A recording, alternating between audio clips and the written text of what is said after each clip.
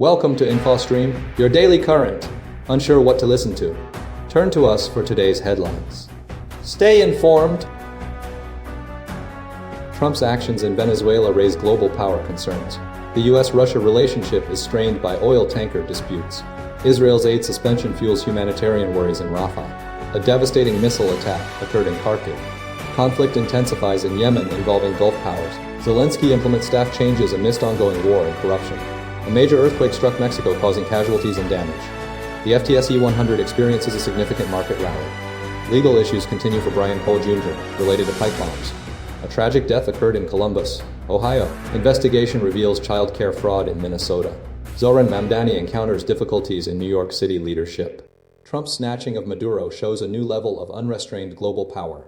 The Trump administration's dramatic capture of Venezuelan President Nicolas Maduro, executed in the early hours of Saturday, marks a significant escalation in U.S. foreign policy, demonstrating a willingness to directly intervene in another nation's affairs with unprecedented boldness.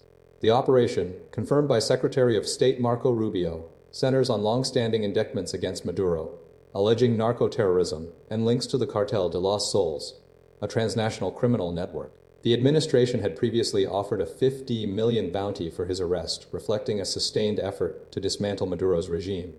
Senator Mike Lee reported that Rubio informed him Maduro was being charged with criminal offenses in the United States, and the operation was intended to safeguard those executing the arrest warrant. Deputy Secretary of State Christopher Landau declared the event heralded a new dawn for Venezuela, emphasizing Maduro's imminent legal proceedings. The capture follows years of U.S. efforts to isolate Maduro, who seized power in 2013 and has been accused of authoritarian rule and widespread human rights abuses. The operation underscores a strategic shift by the Trump administration, prioritizing the removal of a destabilizing figure in Latin America. Beyond the immediate legal consequences for Maduro, the action signals broader U.S. ambitions for greater control over its near abroad, aligning with a revived Monroe Doctrine. This includes efforts to counter regional criminal organizations and influence political dynamics. The operation is not without complexities. Maduro's removal does not automatically resolve Venezuela's deep-seated economic and political challenges. Questions remain about the future leadership of the country, the stability of its institutions, and the long-term impact on its citizens. The swiftness of the action raises concerns about potential instability and the need for careful diplomatic engagement to mitigate risks. The event represents a bold statement of U.S. power and resolve, signaling a willingness to utilize military and law enforcement capabilities to achieve strategic objectives. Trump's Iran intervention threat sparks global concern. Donald Trump's assertion that the United States would intervene if Iran violently killed protesters has ignited significant international concern and prompted a reassessment of U.S.-Iran relations. Following Trump's initial social media warning, "We are locked and loaded and ready to go," stating that the U.S. would come to their rescue if peaceful protesters were harmed, Iranian officials issued strong warnings regarding potential American military targets within the region. The unrest in Iran, sparked by economic hardship and escalating demonstrations, has seen at least 8 reported deaths, with clashes between security forces and protesters across multiple provinces. The U.S. has not implemented any significant changes to troop levels in the Middle East, according to White House officials, though the administration is considering various support measures for Iranian protesters. These include bolstering internet connectivity through satellite technology to counter government censorship, imposing new economic sanctions, and potentially utilizing cyber operations to disrupt Iranian activities. Republican lawmakers have offered divergent reactions. Representative Marjorie Taylor Greene, retiring from Congress, criticized Trump's threat as contradicting her previous campaign promises. Senator Lindsey Graham, a generally hawkish foreign policy supporter, praised Trump's stance, arguing it aligns with the approach of Ronald Reagan. Trump has repeatedly expressed his assessment of Iran's situation, highlighting its economic challenges and the potential for unrest. He has referenced previous instances of protests and violence, suggesting a pattern of government responses. He reiterated his intention to knock the hell out of Iran if the country attempts to rebuild its nuclear program, following recent engagements with Israel, particularly regarding the ongoing tensions surrounding Iran's nuclear ambitions. Iranian President Masoud Pezeshkian responded to Trump's threat with a warning of a harsh and discouraging response should any aggression be directed towards his country. The situation remains highly volatile, with ongoing clashes and a heightened risk of escalation. The US is weighing its options, balancing the need to support protesters with the potential for further destabilizing the region. The situation continues to be monitored closely by global powers. Humanitarian crisis deepens as Israel suspends aid groups. Angelina Jolie visits Rafah crossing. Angelina Jolie's recent visit to the Rafah crossing in Egypt underscored the escalating humanitarian crisis within the Gaza Strip as Israel announced the suspension of operations for numerous international aid groups. This action followed Israel's requirement for aid organizations to provide detailed personnel information, a move vehemently opposed by aid agencies, citing employee safety concerns. The situation is further compounded by warnings from 10 nations regarding a renewed deterioration of Gaza's conditions. Described as catastrophic, Israel justified its registration rules as a preventative measure against Hamas exploitation of international aid, a claim refuted by the United Nations and aid organizations.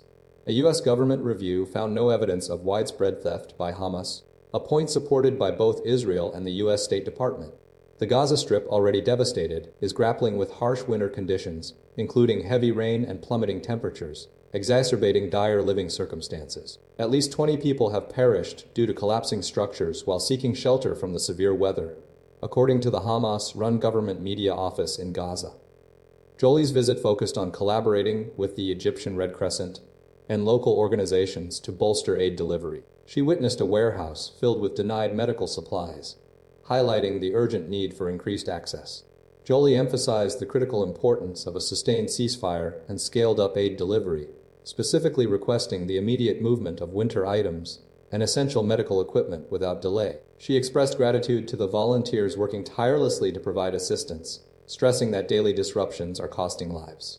Furthermore, Jolie is currently meeting with Palestinian and Sudanese refugee families in Egypt, continuing her commitment to addressing the ongoing humanitarian needs within the region. The situation remains precarious, demanding immediate action and a resolution to the conflict to alleviate the suffering of the Gazan population.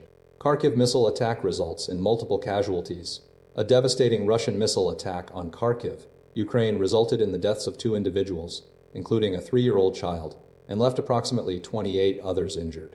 The attack targeted a multi-story residential apartment block, causing near-total destruction. Ukrainian President Volodymyr Zelensky condemned the strike as heinous, highlighting the continued threat posed by Russian aggression. Following the attack, Russia's defense ministry vehemently denied any involvement, attributing the blast to the detonation of Ukrainian ammunition. This claim was presented alongside footage showing heavy smoke prior to the incident. The ministry further asserted that the reports were intended to deflect attention from a New Year's Eve strike on a hotel within a Russian-held area of the Kherson region. The attack occurred ahead of planned peace talks brokered by the United States in Kyiv on Saturday, with approximately 15 nations expected to attend, including representatives from the EU and NATO, while a U.S. delegation would participate remotely. Leaders of the Coalition of the Willing are scheduled to convene in France on January 6th. Regional Governor Ola Syniehubov reported that the bodies of a woman and a child were found amidst the rubble, with preliminary indications suggesting they were a mother and son. 16 injured individuals, including a 6-month-old baby, were hospitalized. A significant search and rescue operation is underway, with over 80 volunteers actively working at the scene.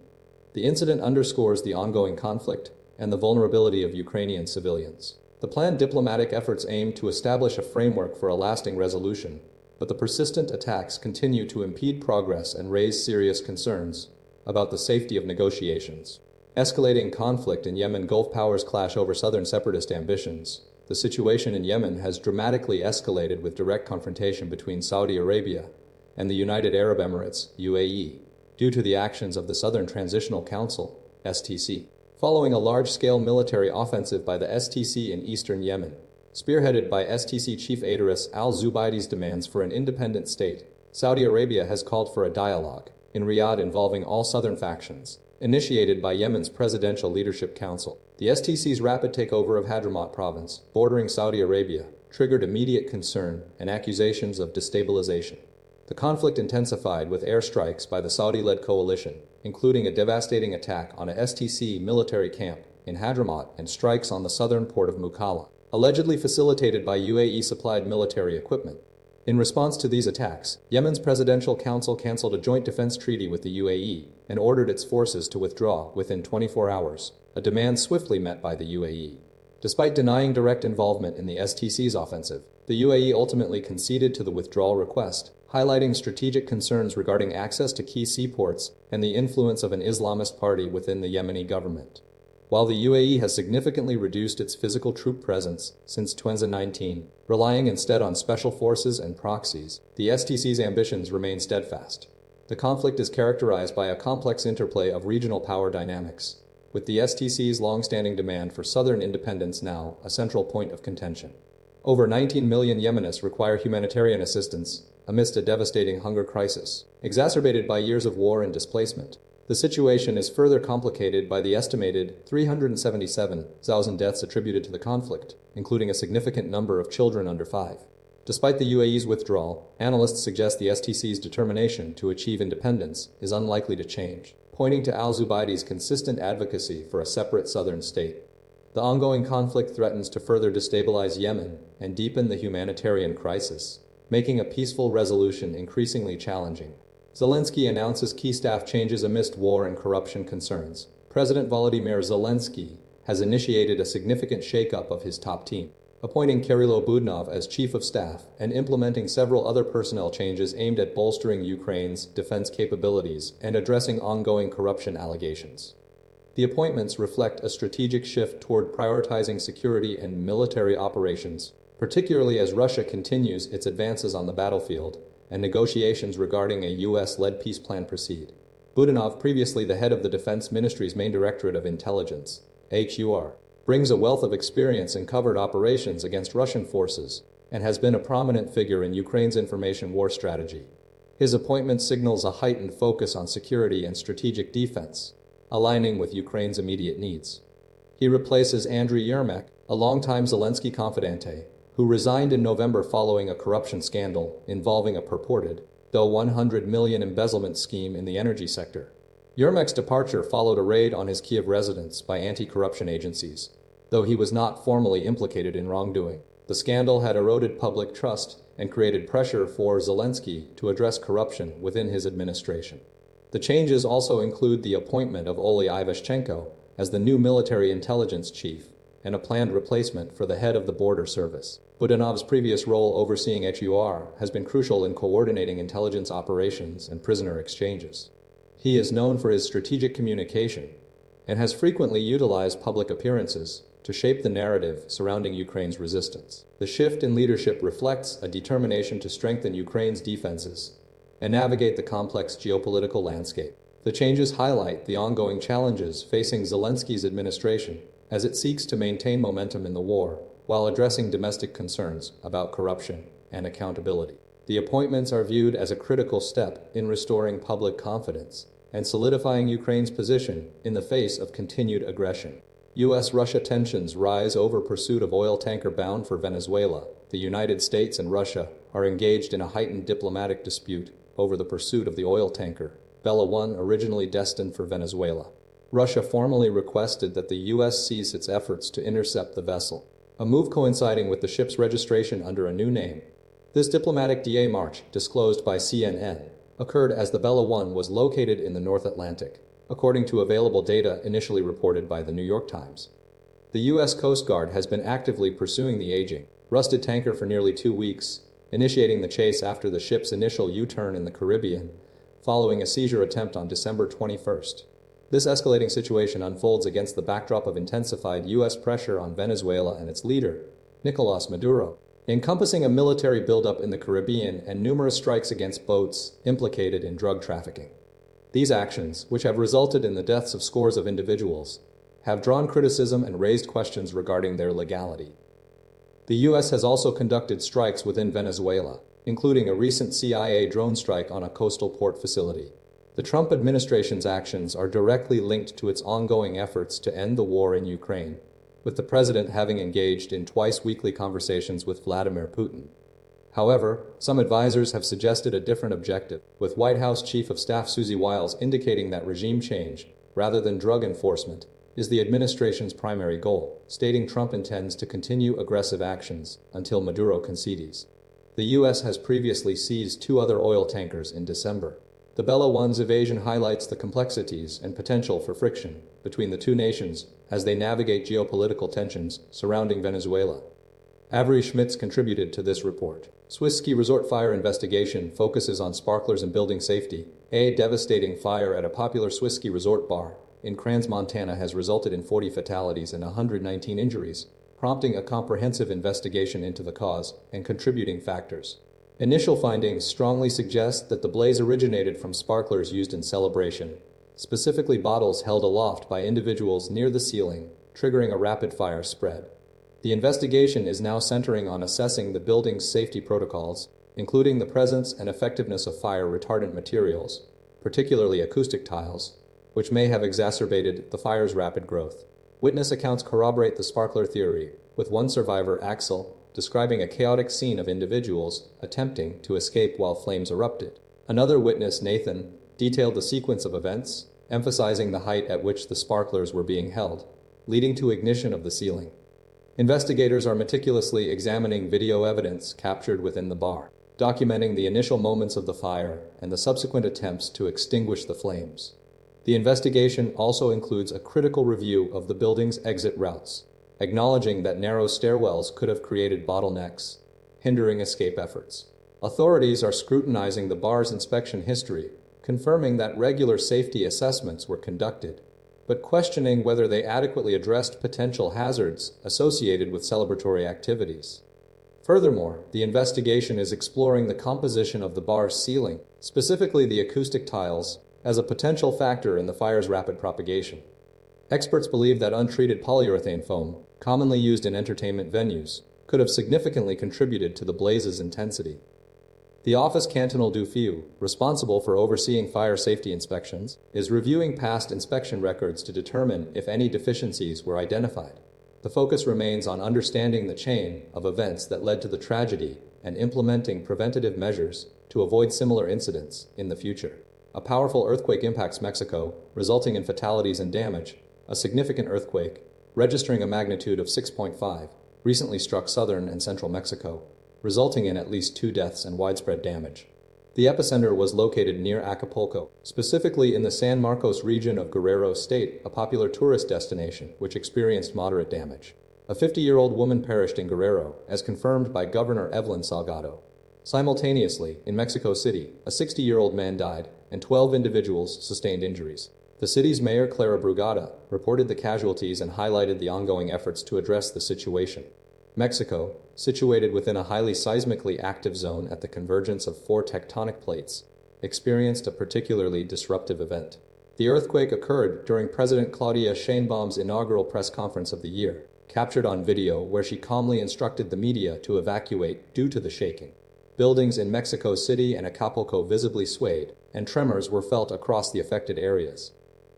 Following the quake, authorities initiated immediate response measures, with Brugada reporting that power has been restored to 98% of the failures reported in Mexico City. 2 buildings were assessed for potential collapse risk, while 34 buildings and 5 homes were subjected to preventative inspections. Readers reported damage to roads and hospitals, alongside various landslides impacting highways within Guerrero State. Throughout the day, Mexico's Seismological Service recorded a substantial number of aftershocks, totaling 420 by midday local times, 1800 GMT. The incident underscored Mexico's vulnerability to seismic activity and triggered a coordinated response involving emergency services, government officials, and structural assessment teams. The focus remained on assessing the full extent of the damage, providing assistance to affected communities, and ensuring public safety amidst the ongoing aftershock activity. The FTSE 100 hits a milestone signaling New Year rally. The FTSE 100 index achieved a historic milestone on the first trading day of 2025, surpassing 10,000 points for the first time, marking a substantial increase of over 21% compared to its level of 8,260 at the close of 2024. The index reached a peak of 10,046 points before experiencing a slight pullback, demonstrating strong performance throughout the session. This achievement positions the London benchmark as outperforming major US indexes during this period. Several key sectors drove the gains, notably British brands like Currys and Next, alongside significant increases in precious metal mining companies, particularly Rio Tinto benefiting from rising gold and silver prices. Defense and financial services firms also contributed to the upward trend, fueled by increased global defense spending and sustained demand for essential services. The FTSE 100, comprised of the 100 largest UK-listed companies, offers investors a valuable opportunity, although it's important to note that its performance doesn't directly reflect the overall health of the UK economy, due to the international operations of its constituent firms. Approximately three-quarters of the FTSE 100's revenue originates abroad. Financial commentators highlighted the psychological significance of the 10,000-point threshold, indicating a resurgence of investor confidence in London's blue-chip index, particularly in contrast to concerns surrounding high valuations in the US tech sector. This has made the UK market more attractive. The achievement was viewed as a welcome development for Chancellor Rachel Reeves, who has been advocating for greater investment in the UK share market to stimulate economic growth. The FTSE 100's performance underscores the potential benefits of investing and the diverse mix of industries within the index, including those providing essential goods and services, offers stability during times of global economic uncertainty. Investors are drawn to the resilience of companies involved in sectors like insurance, utilities, and consumer goods, indicating a preference for established businesses with enduring demand.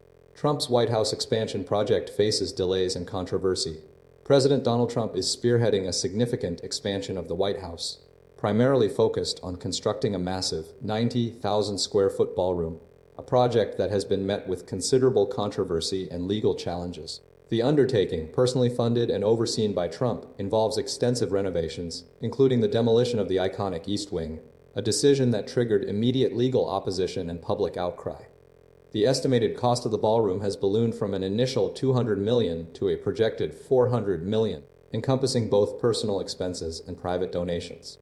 Trump's involvement in the project is deeply personal, with him actively selecting materials, frequently consulting with allies and foreign leaders, and expressing enthusiasm for the scale and design of the ballroom. He has repeatedly stated his intention to complete the project, even if it exceeds the initial $400 million estimate.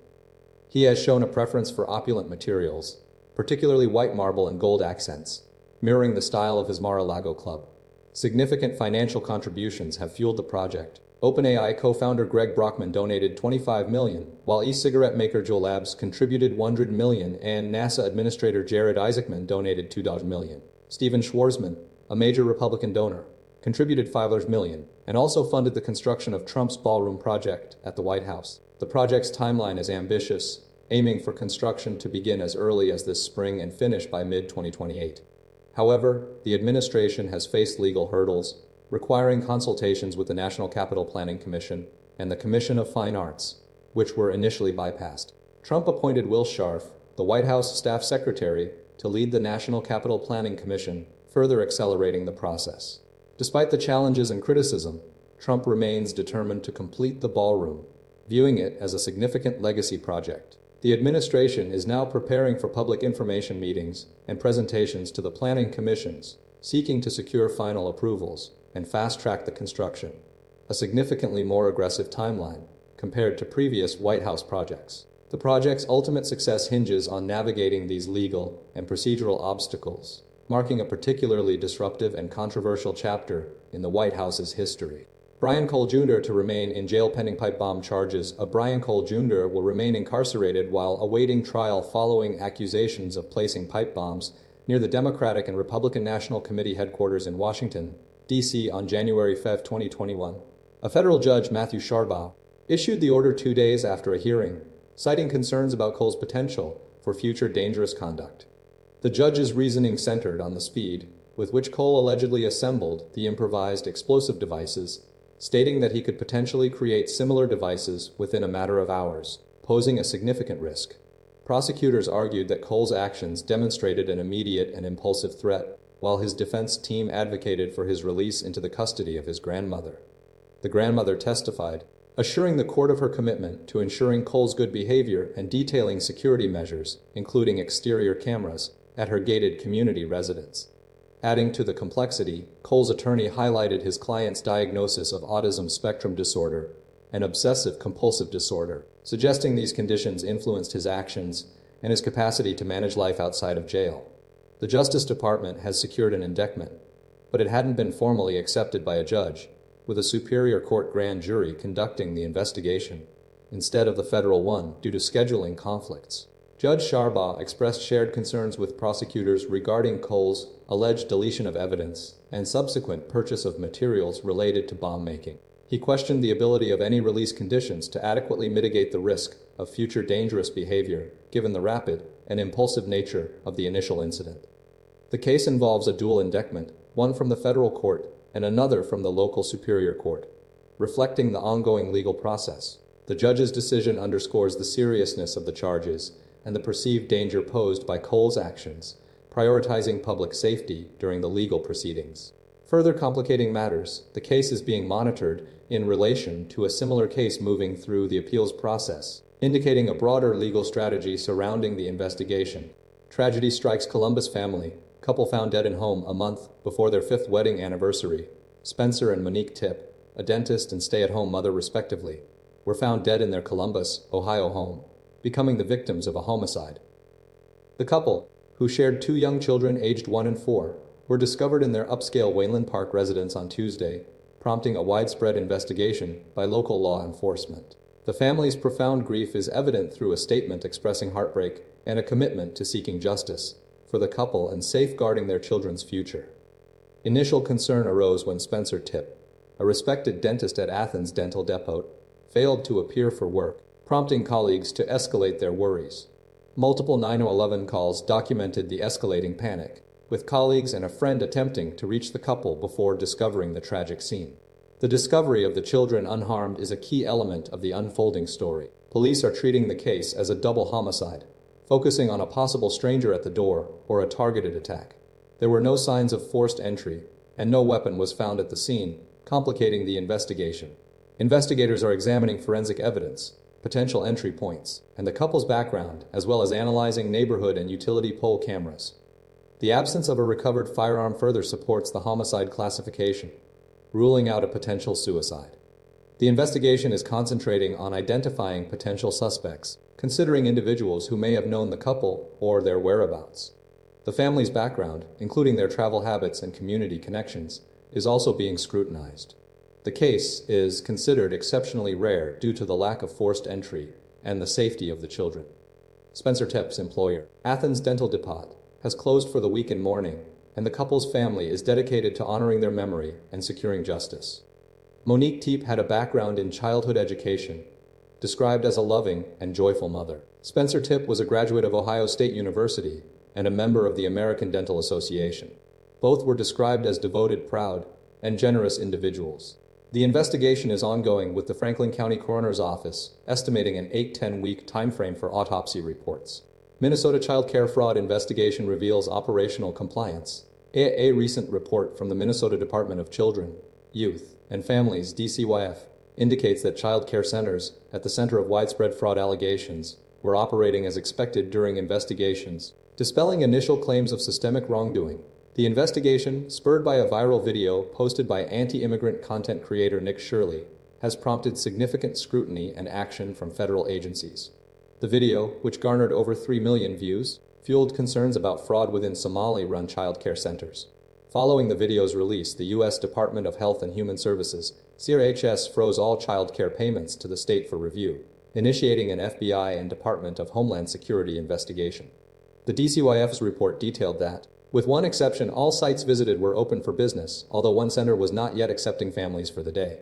The investigation revealed that the centers received substantial funding through the Child Care Assistance Program, CCAP, ranging from $470,000 to $3.6 million in fiscal 2025, totaling over $17 million. One center had been closed since 2022. It's important to note that CCAP does not directly provide funds to child care centers. Instead, qualified working parents and caregivers apply for assistance, which is then paid to the centers. The HHS actions followed a pattern of fraud allegations involving state social service programs, including those providing meals to needy children and Medicaid housing assistance dating back nearly a decade. These past scandals, often centered within the Somali community, have included allegations of fraud related to Feeding Our Future, a nonprofit accused of falsely claiming to provide meals during the COVID-19 pandemic, leading to federal charges against dozens of individuals. The current investigation is part of a broader effort to verify compliance with federal funding guidelines. HS now requires justification and receipts or photo evidence for all payments to states from the Administration of Children and Families. The DCYF remains committed to fact-based reviews, protecting children, supporting families, and minimizing disruption to communities. The investigation is ongoing, and the FBI and DHS are currently examining the findings. Zohran Mamdani faces significant challenges in New York City leadership. Newly elected New York City Mayor Zohran Mamdani is confronting a complex array of obstacles as he begins his term, primarily centered around implementing his ambitious policy platform and navigating relationships with key stakeholders. A central challenge lies in securing funding for his proposals, including universal childcare and free bus services, given potential budget shortfalls at the state and city levels, and the reluctance of Governor Kathy Hochul to support significant tax increases. Mamdani's plan relies on raising taxes on wealthy individuals and corporations, potentially facing resistance from business leaders and the governor. Another critical hurdle is managing the potential for conflict with the federal administration, particularly President Donald Trump. Despite an initially amicable meeting, diametrically opposed policy positions, particularly concerning immigration, could lead to tension. While Trump has refrained from direct intervention, increased immigration raids by the federal government remain a concern. Mamdani's commitment to New York as a city welcoming to immigrants is a key counterpoint. Furthermore, Mamdani is working to gain the support of Wall Street and the business community, which reacted negatively to his victory. Initially, some business leaders threatened to relocate, but Mamdani has engaged in outreach, including meetings with figures like JPMorgan Chase CEO Jamie Dimon. However, concerns persist within the business community regarding his experience and proposed tax increases. Maintaining cooperation from business leaders, particularly in finance and real estate, is deemed essential for a mayor of New York City. The success of Mamdani's agenda hinges on fostering a spirit of cooperation, a factor that remains uncertain. Addressing public safety also presents a significant challenge. Though Mamdani has already announced a new public safety plan, the overall picture is one of considerable difficulty for the young mayor, demanding strategic navigation of political and economic forces within and outside the city. Securing buy-in from diverse stakeholders will be paramount to achieving his goals.